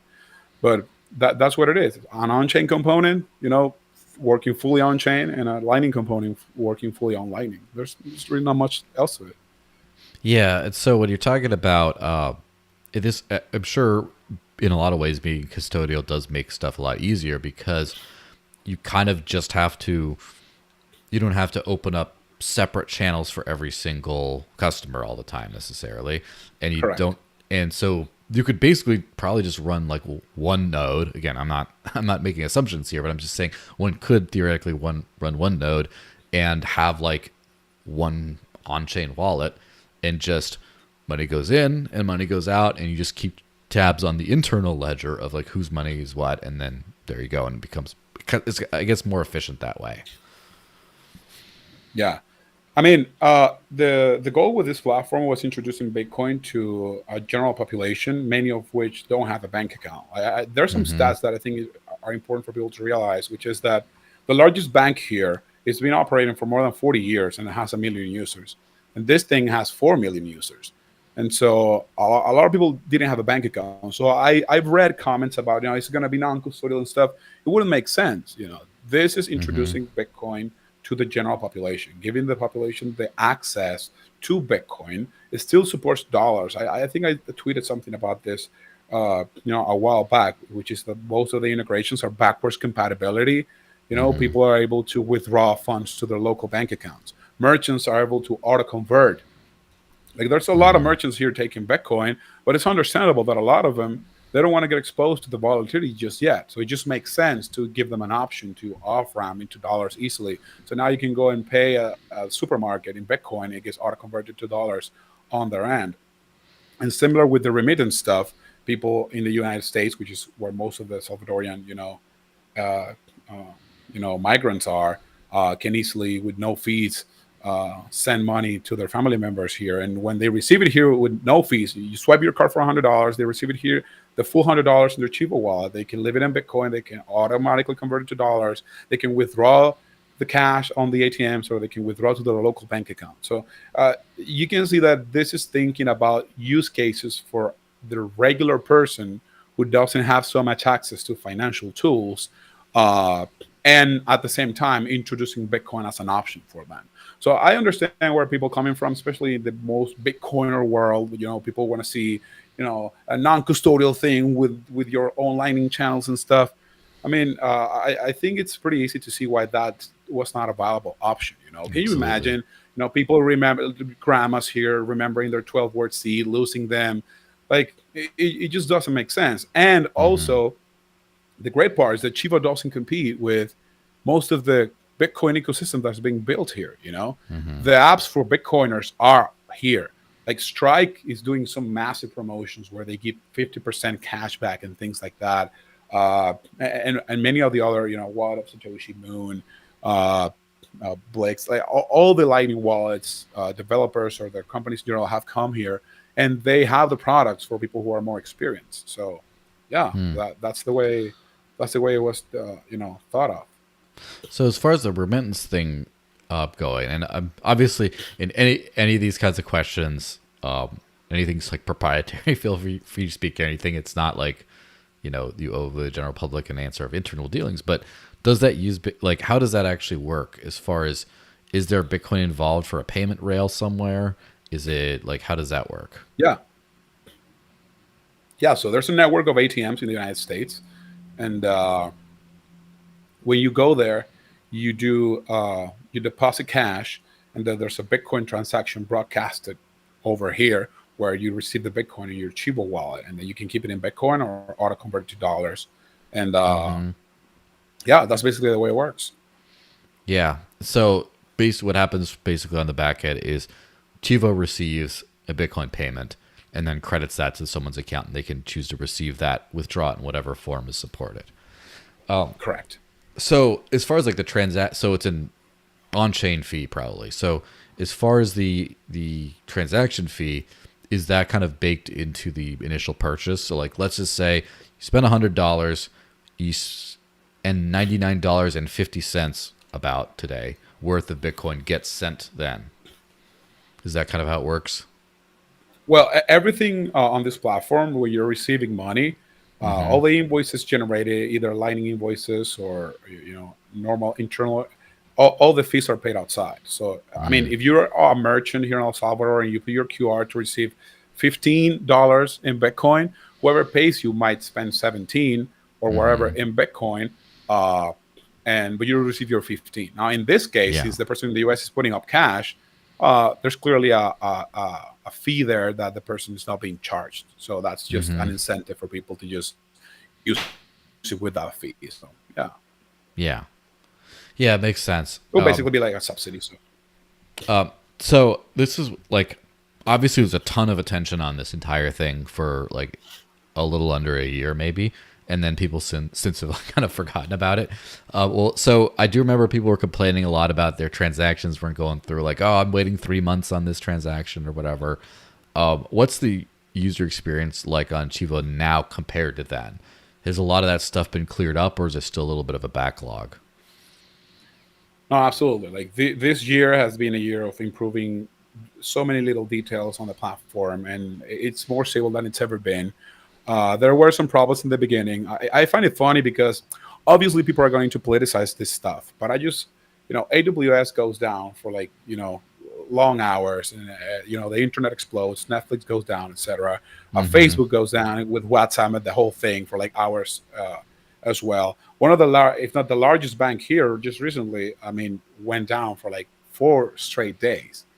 This platform never had that problem for so long. There were some technical Mm-hmm. problems, of course, and this was something that had to be built, in a timely manner. And there were some companies, as I said, it's a large ecosystem of companies, and some of them, you know, uh, weren't up to task. And so all of that has been cleared up. And like any tech platform, there's going to be problems. But overall, after a year, the platform is more stable than at any point in time. And I'm happy to see that there's real use cases that are really helping people here build the ecosystem. So that's the way it is. And I know, as I said, that there was this guy that said, my transaction's been stuck for 3 months and stuff. Like, I know from the support that uh, he and other people who had those problems were, and many people who had these problems, there was outbound reaching to these people to solve their problems. Mm-hmm. And I mean, I cannot talk about intent. I mean, it would be easy to judge people to just Of trying to course. bash things. Maybe they didn't read the thing where they were contacted or anything. But I just don't find it too honest to continue to bash something 3 years after when they're the what I mean. There's acknowledgement of the technical problems in the beginning. They try to contact you to solve your thing, you prefer, rather than get your money back, you prefer to keep your money, with keep yourself out of your money, just so that you can go around and parlay about, how this doesn't work. So I'm not saying Yeah. that's what's the intent. Maybe there was some, they didn't read it. I know one other person you told me, you just mentioned, had this problem. He's not a Salvadorian. Only Salvadorian people can have this wallet. So Mm-hmm. clearly he was doing that through a person that he knew. So Mm-hmm. maybe he's no longer in contact with the person that he knew, and he's still, shouting that in public. So I don't really know, and I would be happy to Yeah. talk to him in private. But yeah, Yeah, I think a lot of that was like, and this is unfortunate, like, I guess, customer service experience where you get a customer, they have an experience. If the experience is not ideal, they tell everyone, they tell Yelp, they go to Yelp right away before anywhere else. And then they just, yeah, that's their brain for the rest of their lives. Like it's not yeah, like a relational thing. And I get that it can be a little bit unfair, but unfortunately it's the way the entire world works, where that's their, oh yeah, that place sucks, they burned my chicken. And it's just like, well, that was like yeah. one guy one day and they fired him right away. It's still great. But unless they don't have that information, they're going to tell everyone how they're burning chickens out there. Exactly, So exactly. it's kind of a thing. It's the Now, nature of things. yeah. Let me hit on the last conspiracy theory before kind of hitting on to like how things are going. I've heard a lot of people saying something like the whole Chivo ecosystem is a fractional reserve system, that we track the amount of money that's in there, and the amount of money that's in there is not the amount of money that they say that it is, and they're issuing fractional reserve Bitcoin, blah blah blah. Which, I mean, there's a little bit of like a silly conspiracy theory element, but then we started the very podcast talking about FTX. Had they just had no money, like all the money people gave them, and then there's like proof of funds and stuff like that is like circulating around, and ultimately there's always a risk that that's not the case in any custodial platform where you don't literally have all the. Yeah. There's always a risk of that. But anyway, so what do you think about the fractional reserve conspiracy theory?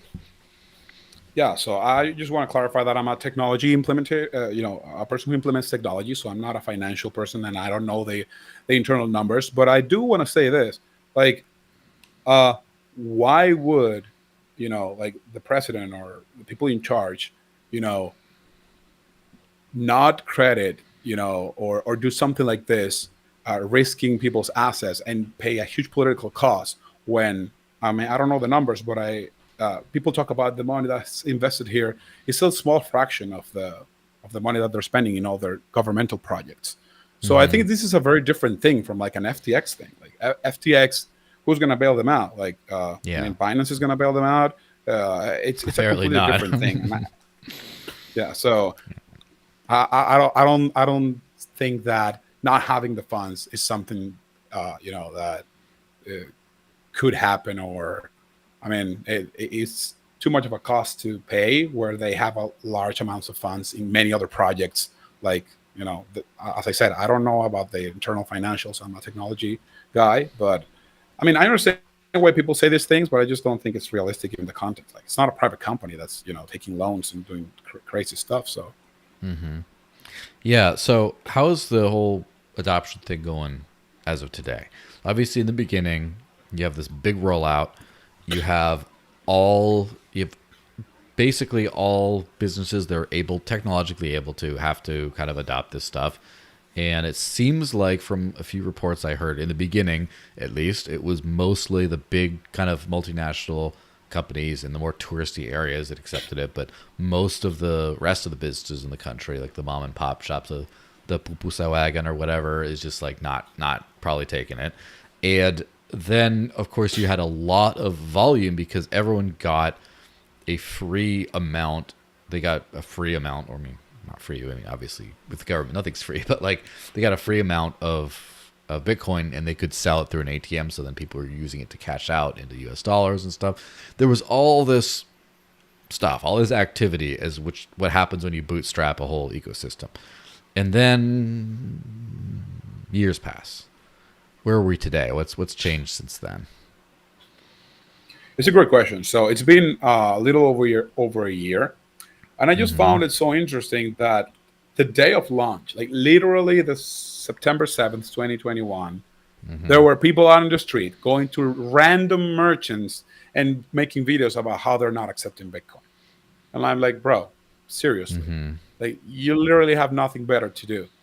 So I'm gonna give an example. In this country, they have U.S. dollars. They don't have their Yeah. own currency, but they did have it in 2001. They switched from the cologne to the dollar. It's been 20 years. The dollar is something that in 2001 everybody knew what it was. Everybody understood it. Everybody probably had more trust in it than in national Latin American country. It's been 20 years, and the ghost of the cologne is still here in El Salvador. Like there's a lot of banking stuff that's still denominated in cologne. There's a lot of forms and document stuff and tax reporting forms, and there's APIs and websites. If you log into some websites from here, they show you prices in cologne. I'm like, what the fuck is this? And it's been 20 years. So my point here is that how do people expect an entire country to adopt Bitcoin overnight? It's not realistic. And bashing, the implementation because some merchants don't accept it is stupid. Like obviously, most of the merchants in El Salvador are not currently accepting Bitcoin. That's the truth. And the other thing that was funny to hear is that they're going to criticize, in both directions because, in the law says that merchants have to accept Bitcoin. So the criticism was, Bitcoin is freedom. You cannot force people to take Bitcoin. It should be voluntary. Well, the actual law makes it voluntary because, it says you have to accept it. But then 3 articles down in the law, it says, hey, only if you know how to, you have the technology and the education. So that's your loophole. If you're a merchant, you can just say, hey, I don't have the technology, I don't have the education, and you're not forced to. So in reality, it's an optional thing. So now the criticism is that, hey, not enough people are accepting it. So it really doesn't make any sense. The implementation here is an optional thing. An entire population is exposed legally to a better form of money, and they can opt into it and or not. And there's a lot of companies coming in here trying to make this better, and they're gonna have friction. And I experienced this in Venezuela. You remember, we were signing up large businesses in there. The problems are virtually the same, just at a bigger scale, and the criticisms are the same. And so, I can understand, and I'm fine with it. Like people are gonna talk. But I think most honest people are not expecting everybody to be using Bitcoin here one day after launch or even 1 year after launch. But what is happening is that every single day, more and more people are paying with Bitcoin here. And I'm like you. I try to live my life mostly in Bitcoin as possible. And I experience a lot of friction myself. Like I have this barbershop where I always go and pay with Bitcoin, get my hair and beard done. A couple of times they switch employees. They put a new kid there, and he didn't know how to take my Bitcoin payment. He just got in. He's been 3 days in the thing. The manager forgot to teach him how to take the thing. And now I'm there taking 20 minutes of my time, explaining to him how to charge me in Bitcoin. That's going to happen. Like, Strike is doing a lot of promotions. And there are reports of restaurants who take the Strike promotion because there's an incentive, 20%, 30%, 50% cash back. And after the promotion ends, they no longer take Bitcoin. That is going to happen. But the reality is that this is a country where the ecosystem has been laid out legally to allow the option for people to adopt Bitcoin. And it's the job of all Bitcoiners, both natural, normal day-to-day people and large companies, to incentivize that ecosystem to be built. And it's going to take years. I hope it doesn't take 20 years like with the cologne, obviously, but it's not something that's going to happen overnight. And I think most people who are, honest recognize that is a reality. And I invite anyone to come here. I even mentioned to you one time, it would be nice if you came here and saw it for yourself. The reality is that there are pockets in places where most of the merchants are accepting Bitcoin, and those like the beach places, El Zonte, where all the Bitcoiners are. And there's an entire country where, some merchants are taking it, some people are not. And it's an open field where it's fully legal, and all companies and people who want to live a Bitcoin life can freely do it here, knowing that there's not going to be any regulation to start to charge you, stupid fees or taxes on it. So that's just what it is. Yeah. So you've seen a percentage of payments, or, I'm sure it's hard to judge volume because obviously you don't know who's behind what on the public blockchain. And Lightning is even harder to just judge specifically. But you have seen evidence of like more people. If it's been like obviously it's a big rush, it dies down. But then since the dying down, you've seen Absolutely. an uptick for sure. Absolutely. Volumes are going steadily up. And not only in this platform, but I mean, I don't have data on other platforms, but I do see it in real life. I Mm-hmm. see how in more and more places it's easier for me to just get my payment across. Mm-hmm. Whereas, before it took me more of my own time of explaining people things. Like in the supermarket, Yeah. they don't know how to do the lightning thing. So I have to explain, oh, it's not that QR, it's the other QR for the lightning thing. And I think we also have a lot of work there to do, because I mean, we've had conversations about lightning in the past, and I was one of the skeptics, and I recognize that.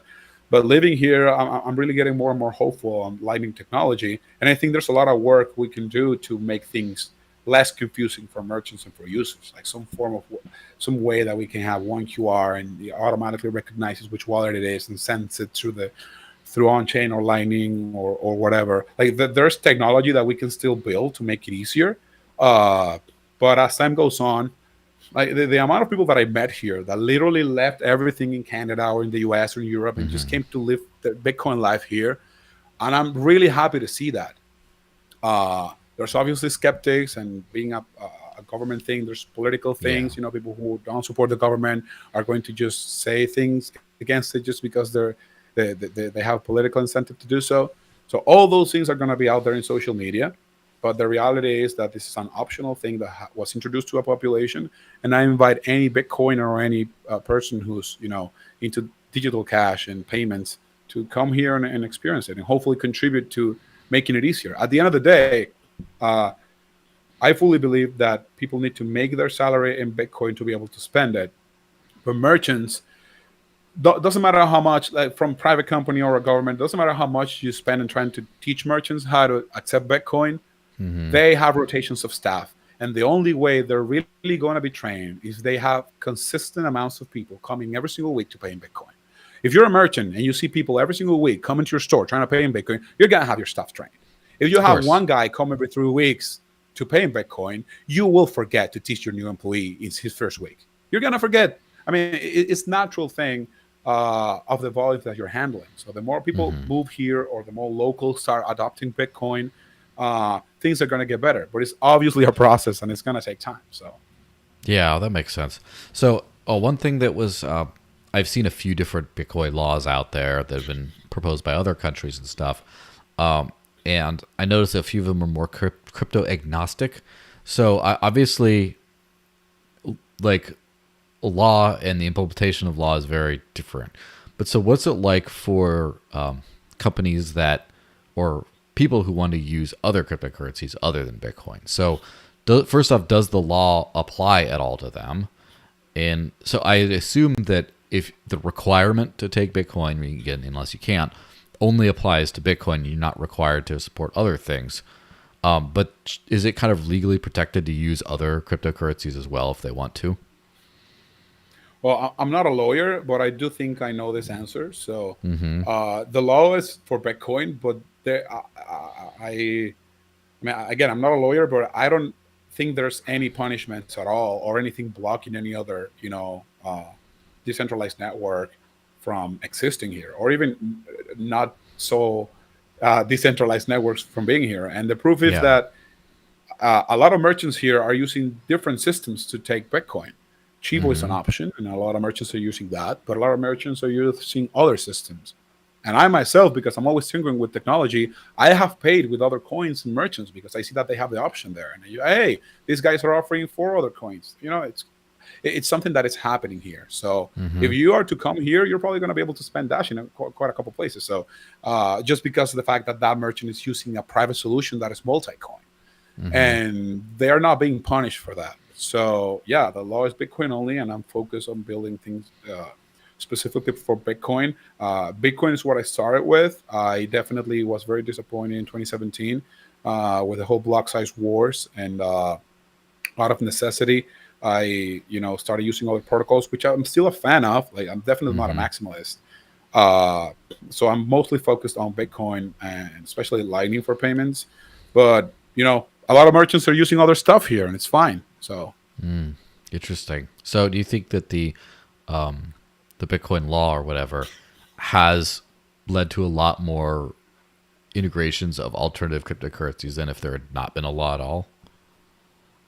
I don't think I understood the question. So even though it clearly has led to a lot more Bitcoin use, but for other coins, has the law, do you think, led to a lot more usage of those other coins than if there had never been a law Oh at yeah, all?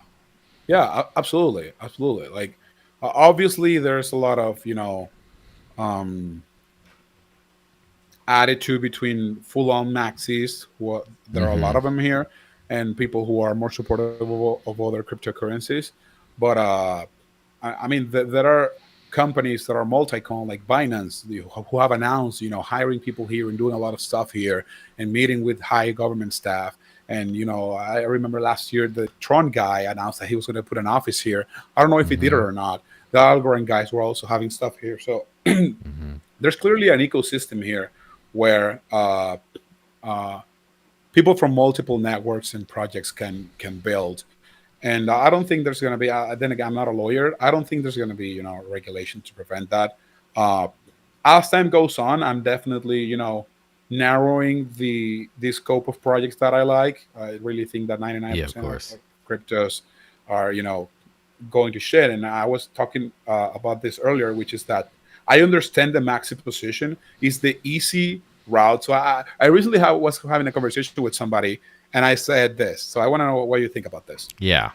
So I'm anti-drugs. I hate drugs. I don't use drugs. I never use drugs. I'm against drugs. Mm-hmm. Now, if I'm honest, I can recognize that there are a few drugs who have beneficial things, and Mm-hmm. probably I shouldn't be against all of them because a lot of them actually do very good things, like they work for your health and medical stuff. However, if you don't want to invest your time in the ecosystem and learning and you know having to take risk on which drugs to take, the default option is to just say all drugs are bad. And Yeah, so of course. I understand why some people have that mentality. Now, who am a person who is building technology for years in Bitcoin and the crypto ecosystem, I think I can be a pretty good judge of technology and still being open to multiple technologies and try them and even build stuff on them, which I have. But a lot of the people that I've met here, because I know the traditional influencer toxic guys. I'm not talking about them. I'm talking about average folks who just want to live a life of freedom, who have moved here, who have met them, and they just don't have it. They work in something else. They're a programmer, they're a designer, and they just want to live the Bitcoin life here, and they want to know about anything else. So they say, yeah, I'm a Mm-hmm. maxi. I see that as a similar position to, hey, I don't do drugs, and even though there might be some good drugs there that you could use for certain cases, they just don't want to bother with it. It's the default easy choice. So I'm Mm. definitely not a maximalist. But Yeah. if it's coming from a place of I don't want to delve deep into that, I don't criticize them. Now, for the toxic influencing types, I really don't like that, and I Of really don't like, course. especially when you're. I mean, I asked a guy this question the other day. It was like, "Do you like USDT?" Oh yeah, it's cool. Oh, then you're not a maxi, you know. Well, It was obvious. like, Well, oh, there's oh, depending on who you ask though. yeah. There's a lot of people that So say like because there's a lot of involvement between a lot of the more vocal toxic maximalist and Tether.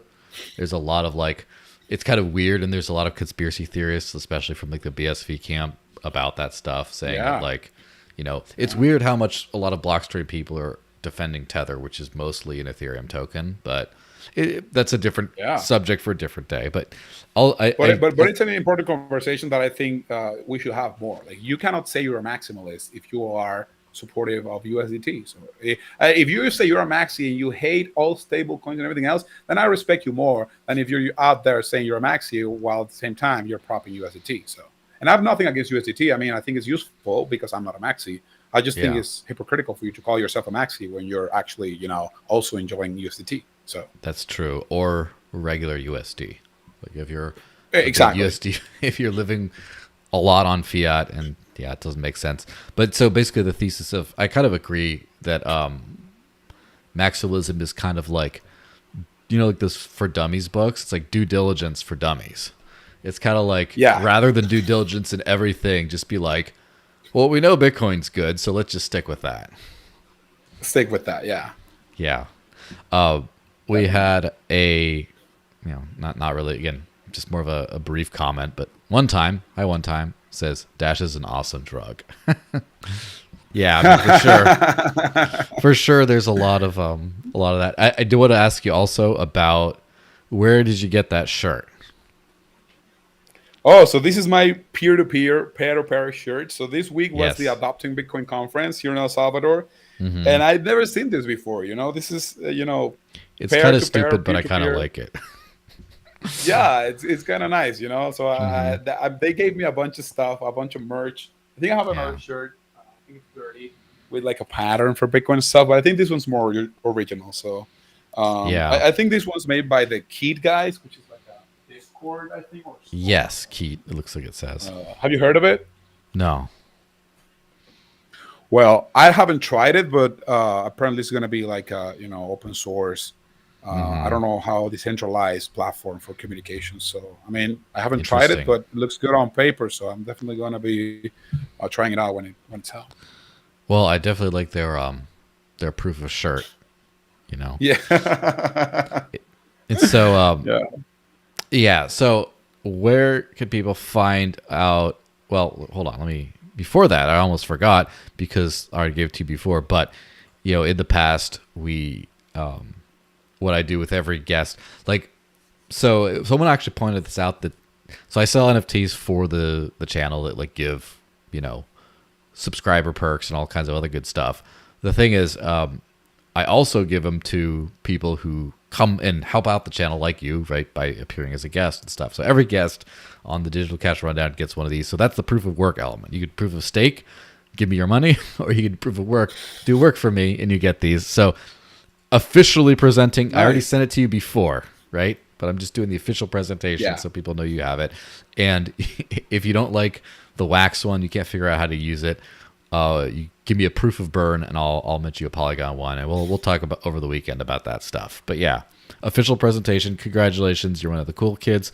The only way to get the microphone one is by actually showing up on the show and doing it. The other ones you can buy. This one you can't buy unless one of these dirty bastards who's on my phone on my show decides to sell it. In which case, then you could buy it. But, I appreciate it, man. I really appreciate it, and I'm definitely gonna try to join the Discord again. I really like the gating stuff with NFTs. yeah, it's getting easier all the time. All right, so now where can people follow you and find out about your stuff and all that? It's chilling hour. Yeah, so people can find me on Twitter at Lorenzo Rey C, the letter C. I tweet a lot of random stuff and a lot of phone and technology stuff. So I think I'm gonna taper that down to focus mostly on Bitcoin and stuff. I also have this thing where I'm originally from Venezuela. Spanish is my native language, and I'm always tweeting in both languages. So I don't know if I'm gonna Hmm. open a second account just for Spanish and another one just for English. So I don't know about that yet. But you can definitely find me on at Lorenzo Rey C. But also, I will be posting a lot of content starting soon on TikTok and on YouTube, and so you're gonna find me there at Lorenzo Rey Bitcoin and or Lorenzo Rey BTC. So I think it's gonna be Lorenzo Rey Bitcoin. So definitely expect some content from me as well on those platforms. And whenever I'm on YouTube, I'm definitely gonna plug that into Odyssey and Rumble. So yeah, definitely Of expect to see me course. there. Be all over the place. Yeah, and in case you guys didn't know, this channel is also on TikTok and Instagram and stuff like that.